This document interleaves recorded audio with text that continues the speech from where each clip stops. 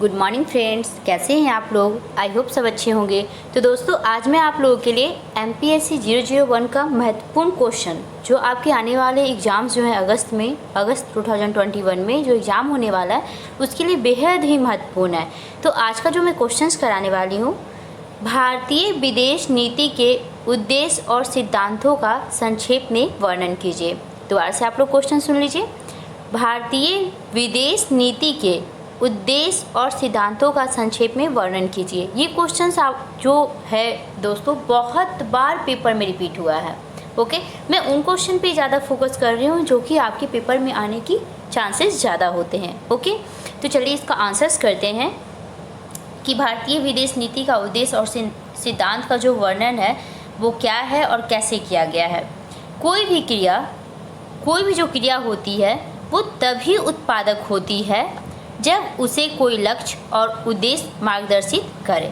ध्यान से सुनिएगा, कोई भी जो क्रिया होती है तभी उत्पादक होती है जब उसे कोई लक्ष्य और उद्देश्य मार्गदर्शित करे। भारत की विदेश नीति के साथ भी ऐसा ही है। बिना इन उद्देश्य के ज्ञान के इन नीतियों की दशा का मूल्यांकन करना सरल नहीं है। भारत के नेताओं ने स्वतंत्रता के समय से ही इन उद्देश्यों का विशेष रूप से उल्लेख किया है। इसके अलावा कई विश्लेषक एवं शोधकर्ताओं ने अपने लेखन एवं विश्लेषणों से इन उद्देश्यों का मूल्यांकन किया है। भारतीय विदेश नीति का मुख्यतः लक्ष्य राजनीतिक स्वतंत्रता एवं वाह को प्रोत्साहित करने के संदर्भ में राष्ट्रीय हित की रक्षा एवं उसे बढ़ावा देना है।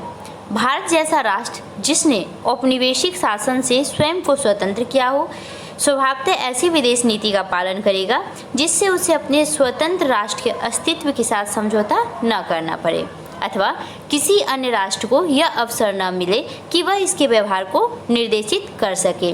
एक सफल विदेश नीति के सहयोग से भारत किसी भी विदेशी आक्रमण का रोक सकता है या प्रतिरोध कर सकता है। भारत की राष्ट्रीय सुरक्षा को समस्त विश्व की सुरक्षा के संयुक्त रूप से कार्य करने की इच्छा के विस्तृत एवं विवेकशील पृष्ठपट पर रखा गया है। दूसरे शब्द में हम कह सकते हैं कि भारत कभी भी यह नहीं चाहता कि उसकी सुरक्षा से दूसरे राष्ट्र स्वयं को असुरक्षित महसूस करे। Okay, got it. भारत ने हमेशा से ही सभी राष्ट्रों के साथ मित्रतापूर्वक संबंध रखने चाहे हैं, विशेष रूप से बड़े देशों और पड़ोसी देशों के साथ। संक्षेप में, भारतीय विदेश नीति विश्व शांति को प्रोत्साहित करती है। विश्व शताब्दी के शुरू के 2 विश्व युद्ध जैसे भयावह युद्धों से बचने के लिए कार्य करती है। भारत उन सभी बड़े राष्ट्रों में शांति और सहयोग को प्रोत्साहित करना चाहता है जिनके बीच राजनीतिक विचारधारा और अन्य मतभेद हैं। भारत जो कि स्वयं औपनिवेशिक शासन से पीड़ित रहा है और लंबे अहिंसक संघर्ष के पश्चात आज़ाद हुआ है कि विदेश नीति उपनिवेशवाद को खत्म करने के लिए वचनबद्ध है। तदनुसार भारत ने अफ्रीका और एशिया की जनता के राष्ट्रीय संघर्ष का समर्थन किया है। इस लक्ष्य के विस्तार के क्रम में भारत की इच्छा रही है कि उसकी विदेश नीति बिना किसी भेदभाव के सभी लोगों और राष्ट्रों के समान अधिकार की प्राप्ति के लिए वचनबद्ध रहे। इसलिए भारत जो है दक्षिण अफ्रीका में रंग भेद जैसी घृणित नीति का विरोध करता रहा है। भारत ने प्रयत्न किया है कि भारतीय मूल के नागरिक चाहे वे जहाँ भी हों, समानता के अधिकार की रक्षा कानून के अंतर्गत हो। शोषित राष्ट्र और उसकी जनता के आर्थिक विकास को प्रोत्साहित करना भारतीय विदेश नीति का एक प्रमुख लक्ष्य रहा है। इसकी प्राप्ति के लिए भारतीय विदेश नीति ने हमेशा औद्योगिक रूप से विकसित राष्ट्रों से हितकारी संबंध विकसित करने चाहे हैं ताकि महत्वपूर्ण मदद की प्राप्ति हो सके।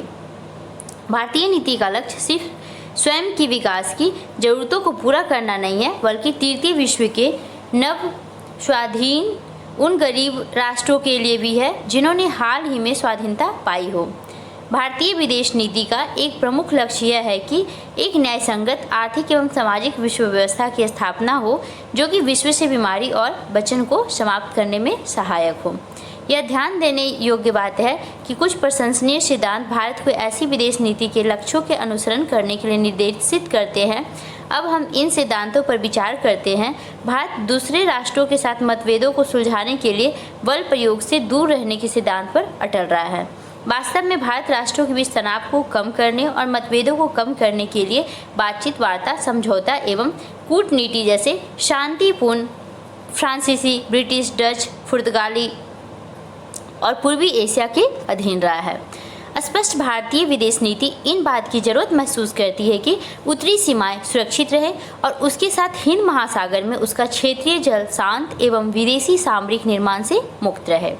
भारत की विशाल तटरेखा न केवल उसे एक शक्तिशाली नौसेना रखने के लिए बल्कि हिंद महासागर में स्थित अन्य नौसैनिक शक्तियों से मैत्रीपूर्ण संबंध बनाए रखने के लिए बाध्य करती है। इन नौसैनिक शक्तियों में से इंग्लैंड एवं संयुक्त राज्य अमेरिका का दिएगो गार्सिया में नौसैनिक अड्डा भी शामिल है। देश की भौगोलिक स्थिति भी उल्लेखनीय है। सबसे बड़े महाद्वीप एशिया के मध्य स्थित भारत दक्षिण एशिया का सदस्य है। हालांकि भारत चीन और पाकिस्तान के सैन्य आक्रमण का शिकार रहा है, यह उसके हित में रहा है कि वह संचार के माध्यमों को बनाए रखे। अतः भारत चाहता है कि इन पड़ोसियों के साथ समस्याओं का समाधान शांतिपूर्ण तरीके से हो। यह एक सत्य है। भारत दक्षिण पूर्व एशिया और पश्चिमी एशिया का प्रवेश द्वार है। अतः भारत की सुरक्षा एवं मुख्य हित एशिया के बृहद क्षेत्र की शांति एवं स्थिरता से जुड़ा हुआ है। इस तरह भारत क्षेत्रीय शक्ति जैसे Iran, Indonesia, Malaysia, Japan, Vietnam आदि से निकट संबंध बनाए हुए है। भारत पूर्वी देशों के साथ संबंधों में सुधार की नीति पालन करता है। साथ ही वह आसियान देशों के साथ आर्थिक एवं सामरिक संबंध की भी विकसित कर रहा है। आई होप दोस्तों आप लोगों को ये क्वेश्चंस बेहद ही अच्छे तरीके से समझ आया होगा। बाकी वीडियो को आप लोग 1 से 2 बार रिपीट करके देख लें, आप लोग को प्रॉपर तरीके से समझ आएगा। मैंने अपनी पूरी कोशिश की कि आपको इस आंसर्स को मैं प्रॉपर तरीके से समझा सकूं। चलिए अब हम लोग मिलते हैं नेक्स्ट वीडियो में दोबारा से इंपॉर्टेंट क्वेश्चंस के साथ। तब तक के लिए आप लोग अपना ख्याल रखेंगे। Bye, take care, have a nice day, bye bye.